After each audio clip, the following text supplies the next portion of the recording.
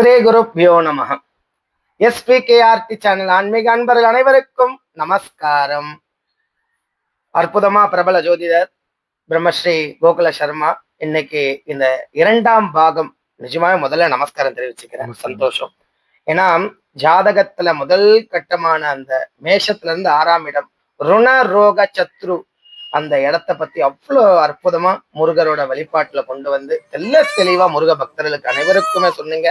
அந்த பதிவுக்கு நிறைய பேர் நிறைய விதமா சொல்லி வாழ்த்துக்கள் தெரிவிச்சிருந்தாங்க. ரொம்ப சந்தோஷம். கோவில் பக்தர்கள்லாம் ரொம்ப பயனடைஞ்சாங்க.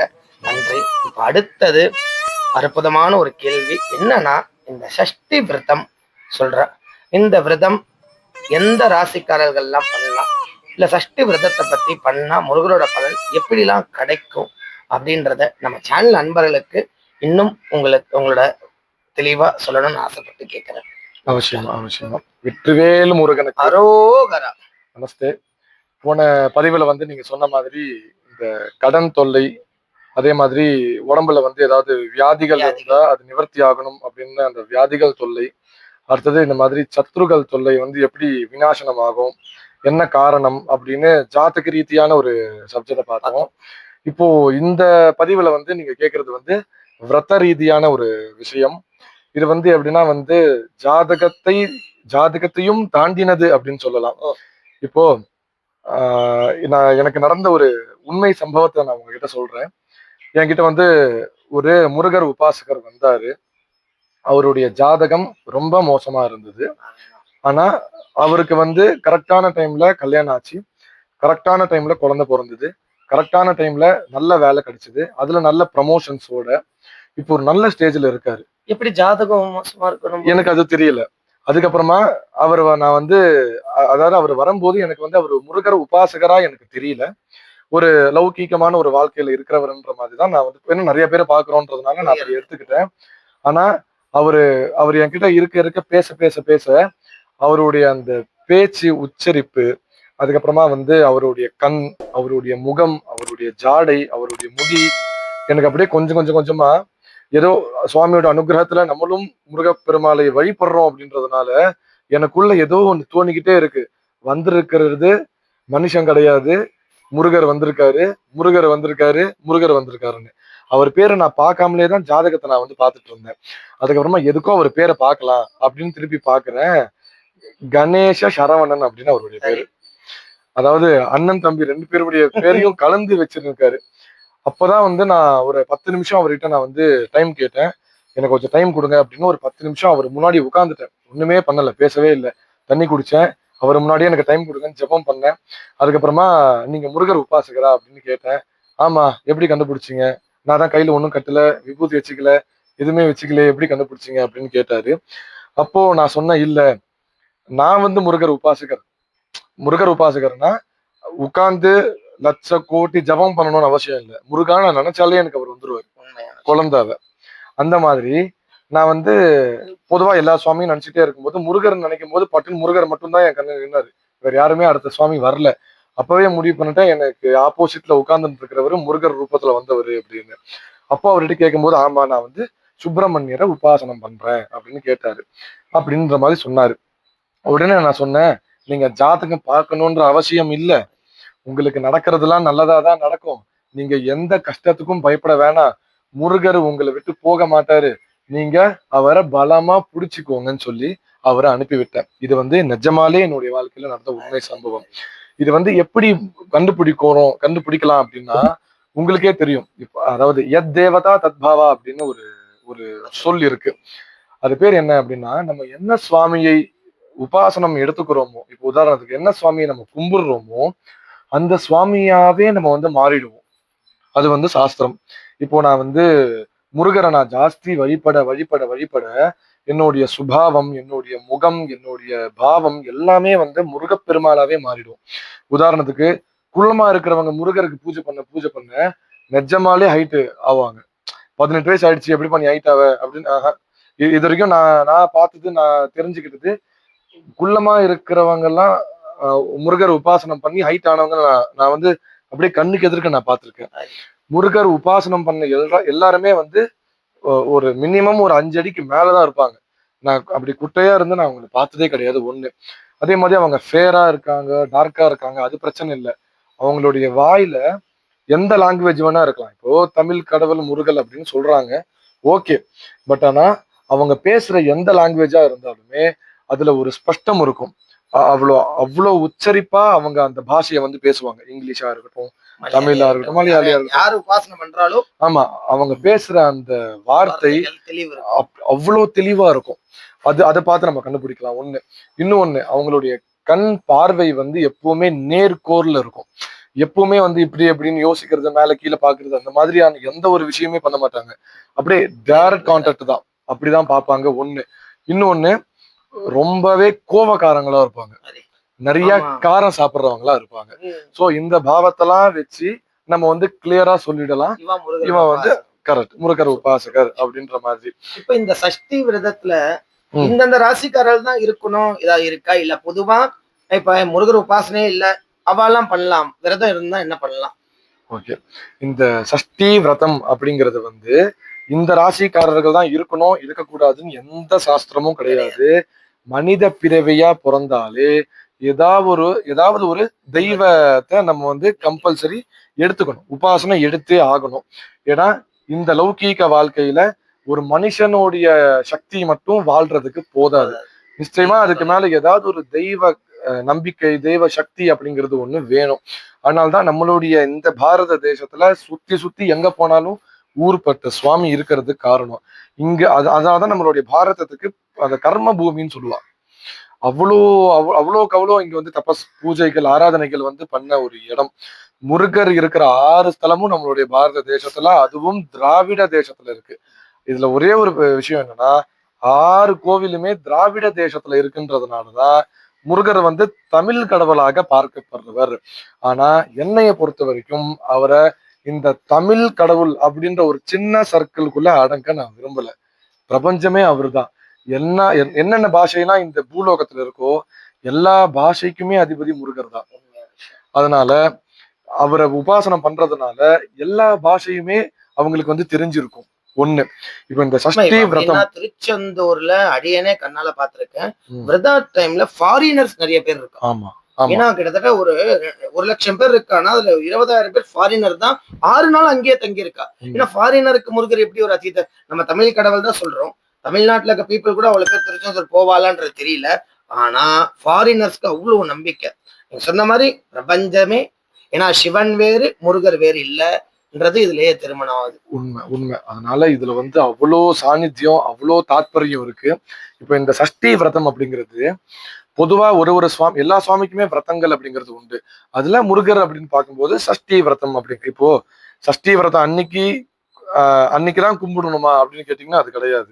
ஆனா இந்த மாதிரி விரதங்கள்லாம் இருக்கிறது காரணம் என்ன அப்படின்னா, நீதான் வருஷம் ஃபுல்லாவே கும்பிட மாட்டேங்கிறியா, அட்லீஸ்ட் இந்த 6 நாளாவது நீ என்னைய கும்பிட்டு உன்னுடைய கர்மாவை கொஞ்சம் கம்மி பண்ணிக்கோ அப்படின்ற மாதிரி முருகர் கொடுத்திருக்காரு. அந்த மாதிரி பெருமாள் வந்து ஏகாதசி கொடுத்திருக்காரு. அது மாதிரி நீ எப்படியோ 364 நாள் நீ வந்து எப்படியோ இருக்க போற, அதுல ஒரு நாள் நீ எனக்கு ஒதுக்கணும்னா உன்னுடைய கர்ம வினையை நான் உனக்கு தீர்த்து கொடுக்குறேன் அப்படின்னு எல்லா சுவாமியும் தனியா வந்து இது மாதிரி விரதங்கள் அப்படிங்கிறது கொடுத்துருக்காங்க. அதனால இது வந்து தனிப்பட்ட மக்களுக்கு இந்த விரதம் இருக்கு இல்ல அப்படிங்கிறதுலாம் கிடையாது. எல்லாருக்குமே பொது இந்த சஷ்டி விரதம் அப்படிங்கிறது. ஆனா இந்த சஷ்டி விரதம் பண்றதுனால என்ன பலன் அப்படின்னு நம்ம டீட்டெயில்டா பார்க்கலாம். நம்ம இதுக்கு முன் பதிவுல பார்த்தோம். இந்த பதிவு பார்த்துட்டு இருக்கிறவங்க எல்லாருமே வந்து தெரிஞ்சுக்கணும், முன் பதிவை பார்க்கலன்னா அது பார்த்துட்டு வாங்கோ, அப்பதான் உங்களுக்கு வந்து இந்த பதிவுடைய விரிவாக்கம் புரியும். கரெக்ட். அதனால இந்த ருணரோக சத்ருஸ்தானத்தை பத்தி நம்ம டீட்டெயில்டா பேசணும் முன்பதிவுல. இந்த சஷ்டி விரதத்தை நம்ம கடைபிடிக்கிறதுனால அந்த ருணரோக சத்ருன்னு சொன்ன அந்த சப்ஜெக்ட் எல்லாமே நமக்கு அனுகூலியமா நடக்கும் ஒண்ணு. அடுத்தது நமக்கு வந்து இந்த சஷ்டி விரதம் பண்றதுனால குழந்தை இல்லாத எல்லா தம்பதியருக்குமே குழந்தை நிற்கக்கூடிய நேரமாக இந்த சஷ்டியில் தெரியும். 6 நாட்கள் இருக்கு. ஆமா ஆமா, இருந்தாலும் நிச்சயம். ஆமா, அதாவது சாப்பிடாம இரு, தண்ணி குடிக்காம இரு அப்படின்னு எந்த சுவாமியும் சொல்லல. நீ என்ன நினைச்சிட்டு இரு, அது போதும் அப்படின்னு தான் சொல்றாங்க. இந்த 6 நாளுமே நம்ம அந்த முருகப்பெருமாள எவ்வளவுக்கு எவ்வளவு ஸ்மரணம் பண்றோமோ, எவ்வளவுக்கு எவ்வளவு நம்ம வந்து அவருடைய பாடத்தை பாடுறோமோ, அவ்வளோக்கு அவ்வளோ நமக்கு வந்து அதீதமான புண்ணியங்கள் நமக்கு கிடைக்கும், அந்த மாதிரி அர்த்தம்.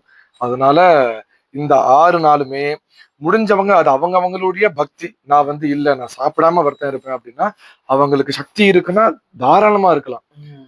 அதாவது சூரிய உதயத்துக்கு முன்னாடி எழுந்து ஸ்நானம் பண்ணிட்டு மத்தியானம் வரைக்குமே எந்த ஒரு சாப்பாடும் இல்லாம மத்தியானம் வரைக்குமே அந்த சூரியன் வந்து உதயம் ஆறதுல இருந்து மத்தியானம் வரைக்குமே இந்த மாத்தியானிக காலம் சொல்லுவா, அது வரைக்குமே நம்ம எவ்வளவுக்கு எவ்வளவு ஜபம் பண்றோமோ இந்த சுவாமிக்கு முருகருக்கு பண்றோமோ அவ்வளோக்கு அவ்வளோ நமக்கு வந்து இந்த மத்தியானத்துல இருந்து மறுநாள் காலையில சூரிய உதயம் ஆகுது பாத்தீங்களா, அந்த நடக்கக்கூடிய எல்லா விஷயமுமே எல்லா லௌகீக விஷயமுமே நமக்கு ஆணுகூல்யமா நடக்குமா. அது ஒரு சாநித்தியம். அதனாலதான் காலையில சீக்கிரம் எழுந்து நம்ம பூஜை பண்ணணும்னு சொல்றது காரணம். இதே சில சுவாமிக்கு இப்போ அம்பாள் வாராகி இல்லைன்னா பிரத்திங்கர அம்பாள், இது தசமகா வித்யாக்கள், இந்த மாதிரி சுவாமிக்கெல்லாம் வந்து நைட்ல பண்ணணும்னு சொல்லுவா, ராத்திரியில பண்ணணும்னு சொல்லுவா. என்ன காரணம்னா நம்ம ராத்திரி ஃபுல்லா விரதம் இருந்து பூஜை பண்ணோம்னா காலையில சூரிய உதயத்துல இருந்து அஸ்தமனம் வரைக்கும் லௌகீக விஷயத்துல நம்ம என்னெல்லாம் செயல்படுறோமோ அது எல்லாமே நமக்கு அனுகூலியமா நடக்கும். அப்படியே ஆப்போசிட்ல நம்ம போட்டு பார்க்கணும். அதுதான் இந்த பொதுவா விரதத்துடைய மகிமை. அதுல இந்த சஷ்டி விரதம் அப்படிங்கிறது காலை நேரத்துல பண்ணக்கூடிய விரதம். முக்கியமா இந்த குழந்தை இல்லாதவங்க பண்றதுனால குழந்தை நிற்கும் அப்படின்னு சாநித்தியம். அதே மாதிரி வள்ளி தேவ சேனா சமேதமா இருக்கிற சுப்பிரமணியருக்கு பூஜை இந்த 6 நாளுமே வந்து நம்ம வந்து கடைபிடிக்கிறோம் அப்படின்னா சீக்கிரமா அவங்களுக்கும் கல்யாணம் நிச்சயம் ஆகும் அப்படின்ற மாதிரியும் வந்து சாஸ்திரம் சொல்லுது, வேதமும் சொல்லுது. சோ அதுதான் இந்த சஷ்டி விரதத்துடைய மகிமை. ரொம்ப சந்தோஷம். நிஜமாவே இந்த சஷ்டி விரதத்தை பத்தி நம்ம சேனல் நண்பர் அவங்க எல்லாருக்காகவும் ரொம்ப அற்புதமா சொன்ன பிரபல ஜோதிடர் திரு பிரம்மஸ்ரீ கோகுல் சர்மா அண்ணா அவர்களுக்கு அநேக கோட்டி நமஸ்காரம். இன்னும் நம்ம சேனல் பக்தர்களுக்கு நிறைய விஷயங்களை உங்க தெளிவா சொல்லணும்னு கேட்டுக்கொள்கிறோம் சேனல் சார்பா. அதே மாதிரி சேனல் நண்பர்கள் நம்ம ஆலயத்துல நிஜமாவே நீங்க எல்லாரும் எத்தனை பேர் வந்திருக்கீங்கன்றது தெரியல, தயவு செய்து சொல்றேன், வாழ்க்கையில ஒரே ஒரு முறையாவது இந்த கோவிலுக்கு வாங்க. அதுவும் 27ஆம் தேதி திங்கள் கிழமை அன்னைக்குதான் சஷ்டி 6ஆம் நாள் சொல்லுவா. அன்னைக்கு நம்ம ஆலயத்துல பிரம்மாண்டமான முருகருக்கு இங்க ஒரு க்ஷேத்திரம் ஒரு கோவில் அமைக்க போறோம். அதுக்கு பூமி பூஜை அன்னைக்குதான் போட போறோம். அதுல பூமி பூஜையில தயவு செய்து அன்னைக்கு உற்சவர் வள்ளி தேவசேனா சமேத சுப்பிரமணிய சுவாமி உற்சவர் வர பஞ்சலோக விக்கிரகம் வருது. அன்னைக்கு யாரெல்லாம் வரீங்களோ உங்க கையால அந்த முருகருக்கு நீங்க அபிஷேகம் பண்ணலாம். நினைச்சு பாருங்க, 5 நாள் நீங்க விரதம் இருப்பீங்க, 6ஆவது நாள் சஷ்டி அன்னைக்கு இந்த திருக்கரங்களால முருகருக்கு அபிஷேகம்ன்றது கோடான கோடி புண்ணியம். அது மட்டும் அன்னைக்கு கிடையாது. எங்களோட ஒரு சின்ன ஆசை என்ன அப்படின்னா அன்னைக்கு நாள்ல ஒரே நாள்ல 1008 பேர் கந்த சஷ்டி கவச பாராயணம் முழுக்க படிக்கணும் அப்படின்றது பெரிய ஆசை. எப்படி 1008 பேர் ஒரு இடத்துல சேர முடியுமா அப்படின்னா முருகர் நினைச்சாருன்னா 1,00,000 பேர் கூட சேருவா. அப்படி வாய்ப்பு நம்மளால வர முடியல. இப்ப நீங்க நிறைய பேர்லாம் தூரத்துல இருந்துலாம் பார்த்துட்டு இருக்கீங்க, வர முடியலன்ற பட்சத்துல சேனல் லைவ்ல ஒரு டெலிகாஸ்ட் ஆகும், அந்த லிங்க் அனுப்புறோம். அதுல நீங்க வீட்டுல உட்கார்ந்தபடியே ஜூம் கால் மாதிரி நம்ம எல்லாருமே சேர்ந்து படிக்க போறோம். லோகக்ஷேமத்திற்காகவும் அதர்மங்கள்லாம் ஒழியணும், தர்ம ஸ்தாபனம் பண்ணணும். முருகர் நிறைய பேர் கஷ்டப்பட்டு இருக்கா, அந்த கஷ்டம்லாம் தெரியணும். ஏன்னா எத்த தின்னா பித்தம் தெளியும் நம்ம வாழ்ந்துட்டு இருக்க இந்த வாழ்க்கையில நமக்கு இந்த 6 நாள் அந்த முருகர் அனுகிரகம். இந்த 2025ல படாத கஷ்டம் இல்லை, நிறைய இழப்பு இழந்திருப்போம், நிறைய விஷயத்த ஃபேஸ் பண்ணிருப்போம், எவ்வளவோ போராத கஷ்டத்தை தாண்டி இருப்போம். ஆனா நிச்சயம் புது வருஷம் நம்ம எல்லாரோட வாழ்க்கையில ஒரு திருப்பு முனையா இருக்கும். அந்த கட்டுமான பணிக்கு பூமி பூஜையில உங்க கையால ஒரு கல் எடுத்து வைக்கணும். அதனால தயவு செய்து பார்த்துட்டு இருக்க ஆன்மீக அன்பர்கள் திருப்பி சொல்றேன், 27ஆம் தேதி திங்கட்கிழமை காலை 10 மணிக்கு அற்புதமா பூமி பூஜை நடைபெற உள்ளது. முருகருக்கு அபிஷேகம் உங்க கையால கல் எடுத்துற போறோம். ஏன்னா ராஜராஜ சோழன் எப்பயோ கோவில் கட்டினார், இன்னைக்கு நம்ம வழிபட்டு இருக்கோம்.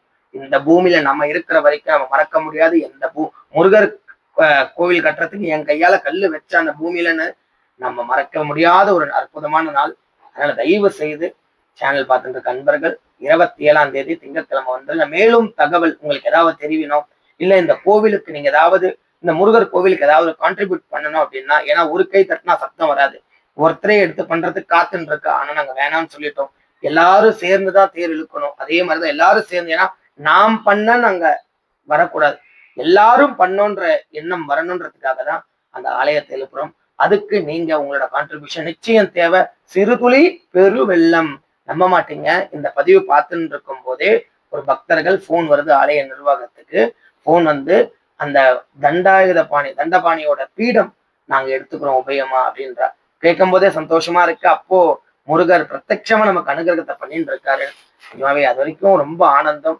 தயவு செய்து இந்த மேலும் தகவலுக்கு இந்த கோவில் சேனல் நம்பர் இருக்கு, டிஸ்கிரிப்ஷன்ல கோவில் அட்ரஸ் இருக்கு, லிங்க் இருக்கு, இந்த போன் பண்ணி தொடர்பு கொள்ளுங்க. முக்கியமா இந்த பதிவை உலகத்துல இருக்க எல்லா முருகர் பக்தர்களுக்கும் அனுப்புமாறு கேட்டுக்கொள்கிறோம். அது இந்த முருகர் எப்படின்னா, உலகத்திலேயே 4 இடத்துல மட்டும்தான் இப்ப வரப்போற முருகருக்கு சன்னிதானம் இருக்கு. இது 5வது இடமா இந்த இடத்துல விளங்க போகுது. அந்த 4 இடம் என்னன்றத மேலும் நம்ம அடுத்த பதிவுல பார்ப்போம். 5வது இடமா நம்ம ஊர்ல வரப்போறாரு. தயவு செய்து சொல்றேன், அவசியம் கோவிலுக்கு வாங்க. வெற்றிவேல் முருகனுக்கு அரோகரா.